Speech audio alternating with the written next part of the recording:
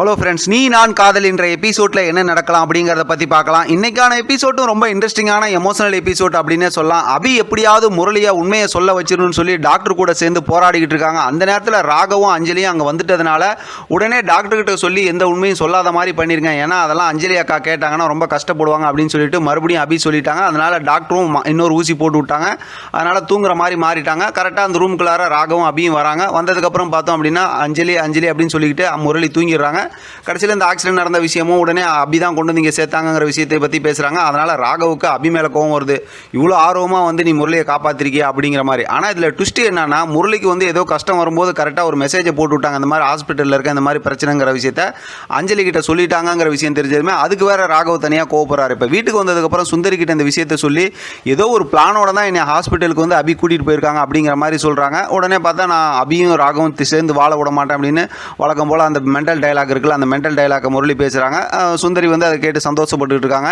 இவங்க ரெண்டு பேர் இந்த மாதிரி பேசிகிட்டு இருக்கும்போது இங்கே ரூமுக்குள்ளார பார்த்தோம்னா அபி மேலே வந்து ராகவ் ரொம்பவுமே சந்தேகப்படுறாரு.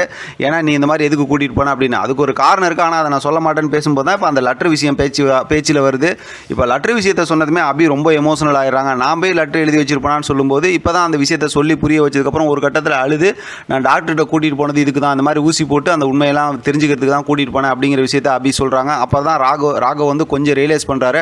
அப்போ நீ லெட்டர் எழுதலைன்னா யார் எழுதியிருப்பாங்க அப்படிங்கிற மாதிரி ரொம்பவுமே யோசிக்கிறாரு. அபி அங்கேருந்து சொல்லிட்டு ரொம்ப கவலையோடு அழுதுட்டு போகிறாங்க. இப்போ பின்னாடி அணு கொண்டு வந்து பால் கொடுக்க வந்துட்டு உங்களுக்கும் ராகவுக்கும் என்ன தான் பிரச்சனைன்னு சொல்லி ஒரு கட்டத்தில் கேட்கும்போது ரொம்ப எமோஷனல் பிரேக் ஆன அபி வந்து நடந்த எல்லா பிரச்சனையும் வந்து இப்போ அணுகிட்ட சொல்லிடுறாங்க. இப்போ தான் அணு சொல்கிறாங்க, இவன் ரொம்ப சேஃபாக ப்ளே பண்ணிகிட்டு இருக்கான்.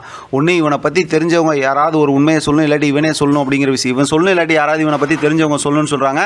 அதோட பார்த்தா இன்ட்ரெஸ்டிங்காக இன்றைக்கான எபிசோட் முடிச்சிருக்காங்க. நாளைக்கான ப்ரோமோவும் ரொம்ப இன்ட்ரெஸ்டிங்கான ப்ரோமோவாக இருக்குது. ஏன்னா அதில் வந்து முரளியோட ஃப்ரெண்டு சங்கர் இருக்காங்களா, அவங்கள பார்த்து அபி பேசுகிறாங்க. ரொம்ப சுவாரஸ்யமான ஒரு ஸ்டோரியை தான் கொண்டு போயிட்டு இருக்காங்க. அது சம்மந்தமாக நம்ம அடுத்த வீடியோவில் தெளிவாக பேசலாம். ஒரு சூப்பரான ஒரு ப்ரோமோ வரும்னு வேறு நான் எதிர்பார்த்துட்டு இருக்கேன். பார்க்கலாம் என்ன நடக்குதுன்னு. இதை பற்றி உங்களோட கருத்து கமெண்ட் பாக்ஸில் தெரியப்படுத்துங்க. தொடர்ந்து ஆதரவு கொடுங்க. தேங்க்யூ ஃப்ரெண்ட், தேங்க்ஸ் ஃபார் வாட்சிங்.